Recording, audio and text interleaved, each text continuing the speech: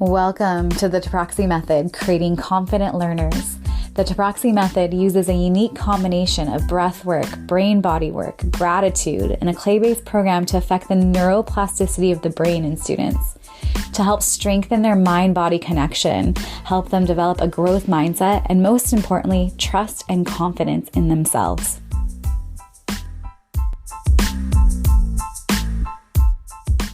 Aloha and welcome to another episode of the Taproxy Method, creating confident learners. I'm Tani Taproxy, the founder and creator.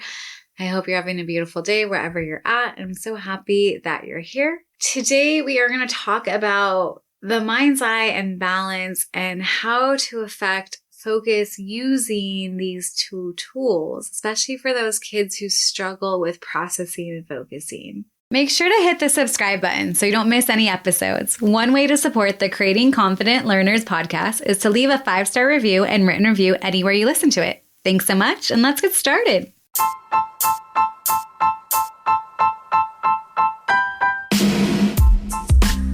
Be sure to sign up for the Foundation course. This course is here to support you, both parents and educators. It teaches the exact foundational tools I have used with students to increase focus, ease anxiety, and help raise confidence and self-esteem so that they can succeed in all areas of their lives, including academics. It's made into bite-sized digestible pieces to help you apply these tools right away. So for the kids that really struggle with process and focus and are easily distracted in a group or classroom setting, the really visual-based learners who are not hearing sounds, the dyslexic type kids, the more daydreams or the ones that have an active imagination or who are a little less mature than their peers, they're typically the ones with an almost video-like video game picture thinking type of brain. And through my years of 20 years of teaching, what I've come to understand with these type of kids, because they're so great at spacing out and entertaining themselves, using their imagination, what is happening in the mind's eye, the inner vision is doing its own thing. It's kind of out in its own world. And that feeling of spacing out and kind of being in your imagination, your mind's eye feels really good to them. And they tend to go there quite often.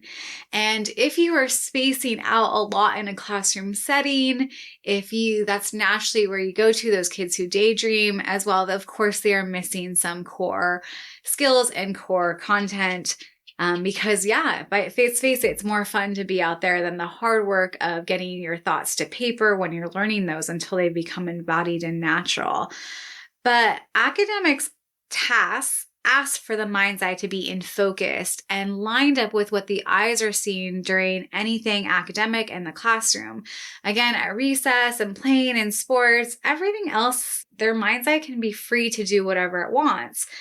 But with the orientation of symbols, and when I talk about symbols, I'm talking about the 2D of alphabet and words and numbers being symbols that are on the paper, and they mean something, and the mind's eye needs to be lined up to get the right symbol. So again, a P can look like a B or a D, lowercase, if the orientation and the flatness of that symbol, because again, these are symbols for sounds and meaning, are not lined up. So this is where the mind's eye becomes really important for those types of kids.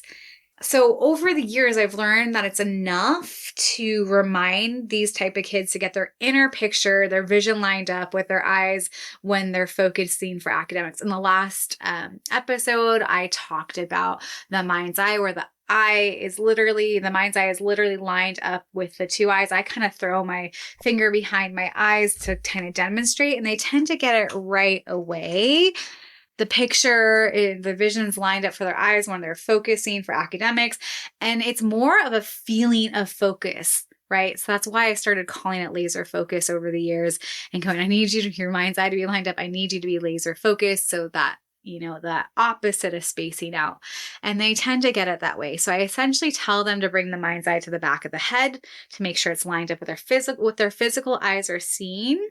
And if they don't know what that is, I'll talk more about using being the part that the brain sees with other pictures or when they daydream, and so forth. But a lot of times kids really, really get it. And again, in the foundation course, I do have a video that walks you through this whole process. But when the mind's eye is lined up, the focus comes, the processing is easier because you can't really learn new information if you're not focused. And processing of new academic information requires focus. And it can look a little different depending on the child. Sometimes they just retain the information better. They don't make as many mistakes with carrying numbers in math. If I'm doing tracking with the switch of misreading letters, pretty much that tends to go away pretty quickly, or it goes away every time I remind them. And if they are starting to switch up words and letters and so forth, I immediately am like, hey, how's your laser focus? How's your mind's eye? Is it lined up? Is it seeing what your eyes are seeing? I tend to use this with the ones of the children who tend to misread or omit trigger words. And that frequency goes down significantly when they learn this. But it's one more way of them controlling their own focus. And again, I remind them that they only need this in times of academics. Another thing that I like to do as well as subitizing plates, there's just different dot patterns that kids can memorize to strengthen that mind's eye connection. So I'll flash it at them and then, have it tucked away to see if they can picture that. So then that connection's made there. Along with the mind's eye and laser focus, word study with clay will help with that too. And I always go back to working smart. So knowing how to turn on for a task at hand and full focus as laser focus, then we're not having to go back and redo anything because it's been understood with full attention. So doing any task fully and presently with full alignment and focus, the retention and the information is retained at a better rate. So teaching kids that while I'm doing a task for school, for academics, for homeschool, reading, writing, math, I'm all in. And then when I'm done, I can turn off. Like, we want kids to be efficient. We need to start removing the fluff sometimes for the kids who struggle and really get the core subjects and core stuff in line and, do it in the most direct way. Those kids tend to thrive when we're not making them just do things to do things. But we need them when they're learning a task to be fully focused so that they can actually retain the information. So that's where laser focus comes in, and where the mind's eye being lined up will help them feel laser focus in their body. The feeling of focus has a very specific feeling. So does the feeling of spacing out. So we have to give them as many tools to teach them how to do this. So another thing too is we want the brain optimally functioning. So the brain is developing quite rapidly for 24 years. And with this move to technology, there's actually a brain-body connection that is helping the brain develop in these 24 years. So I actually always go to, when parents and ask me about apps to do things, I'm always like, give them a real pencil and paper, get them outside playing, have a real book in their hand. All these things really, really matter. They tactilely need to do things. So when a kid is learning their letters for the first time, having a tray with sand in it and those motions, whether it's cursive or the letters themselves or the numbers, that's a neuromuscular connection. And they have to tangibly do it in the body for the mind to understand it, for the brain to create that new knowledge. So really, especially elementary, middle school, but all the way through 24 years, the more they're doing something with paper and pencil, book in hand, yes, even typing does have that neuromuscular connection too, but there has to be the movement in the body. And I have become really, really interested in how the brain processes and if a brain is processing strongly or not. So that laser focused mind's eye with the eyes is part of brain processing. Am I focused or not? Am I on or off? And then balance really tells us a lot and can help the brain as well. So the body can affect the brain and the brain can affect the body. The thoughts of the brain can affect how we hold ourselves and vice versa as well. But with balance in particular, it is helping the right and left hemisphere talk better, right? Because the opposite brain hemisphere is in charge of the opposite side of the body. So when we do things that cross the midline, that uses balance on one foot, that helps the brain strengthen as well as breathing exercises that, actually build brain cells, but also oxygenates the brain. So all this stuff is doing, we need the brain to be functioning optimally. We need laser focus, so full focus as well, mind's eye with the eyes when they're doing processing for academics. So I use balance to help too. And there's balance and ball work stuff from the Davis program that uses a cush ball or rolled up socks. And there's a progression with the balance and the crossing the midline to use the focus. So essentially you can check in and build a child's processing skills and focus skills and give them the feeling of focus just by learning how to balance on one foot. So a lot of times, the first time, I'm going to say 100% of the kids that I ever see, well, the first time I ask them to balance on one foot, say the right foot, they are flailing. And then the left foot, they're flailing. So just by learning how to balance calmly on one foot, and maybe even challenging with the eyes closed, that is helping the brain develop, but also that feeling that they have to breathe to their toes and be fully embodied. That's the focus they need for academics. And another way to create that mind's eye focus in the body is to have a child stand on one foot. You can often give them a clue to, hey, maybe feel like someone is holding your shoulders for stability, but get that feeling in the body for both sides, standing on the left foot and standing on the right. And I always bring this back to academics. This is the feeling of focus you need while reading or writing or math or whatever you are struggling academically with. You need this feeling of focus. And that feeling of standing on one foot is very tangible for kids to know. And I know that a lot of this is out of box thinking and tools, but I've just seen it make sense over and over with students who are not doing well in a traditional school setting. And yet when they do have the right tool set for them, they transfer the knowledge and the feeling of focus and the independence of how they learn and process, and they make it their own so that they can function in the classroom with their peers from a place of knowing and confidence. And they can function in the classroom with the distraction of a group setting and with the distraction of their peers. One student I was homeschooling for about a year, she went back to her original classroom where she was struggling before daily, and she was deciding whether to go back to the classroom or not.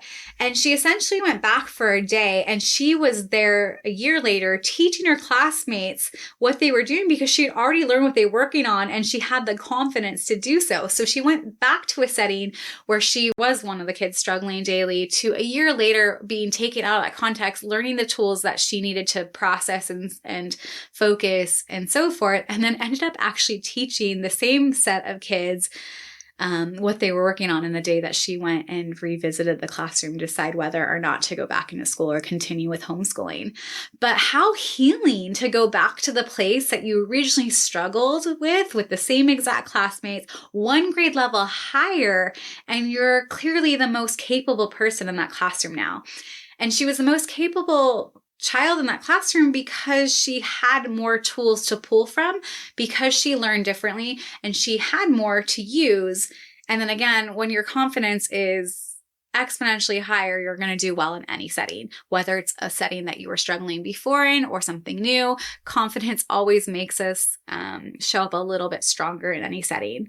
So with the balance and ball exercises, I essentially have kids start square to me, and it's both feet on the ground.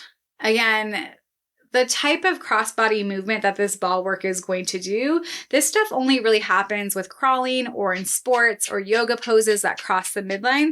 So this is a pretty tangible, easy processing exercise that kids can start to help the brain process better, the left and right hemisphere talking to each other.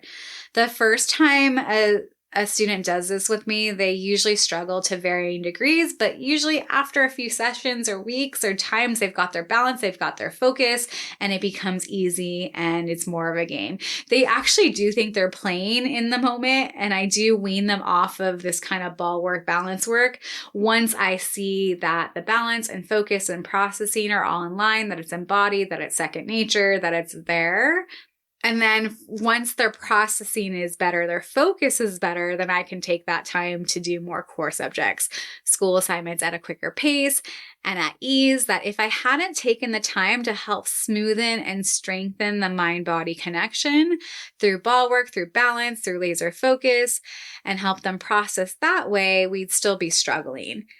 And a lot of times kids will still ask to bring the ball work and balance work back, and I'll use it on the days that they're tired or highly distracted. But overall, it's just a tool that helps solidify permanently the processing between the two brain hemispheres, solidify focus and making it tangible. And we're doing this all through the body. And it's so, so cool when it translates into academics. So again, I do walk this entire ball work and balance work and the other steps to it besides just learning how to balance on one foot with the eyes closed in the foundation course.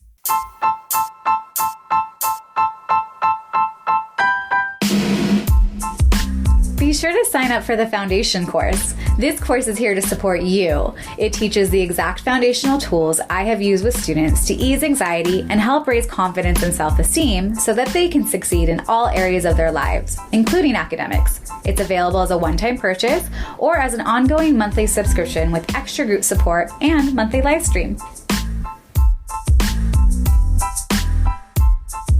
Be sure to sign up for the newsletter to stay in contact. Keep up with the Creating Confident Learners community on Instagram and Facebook at Creating Confident Learners. Have a blessed day and aloha.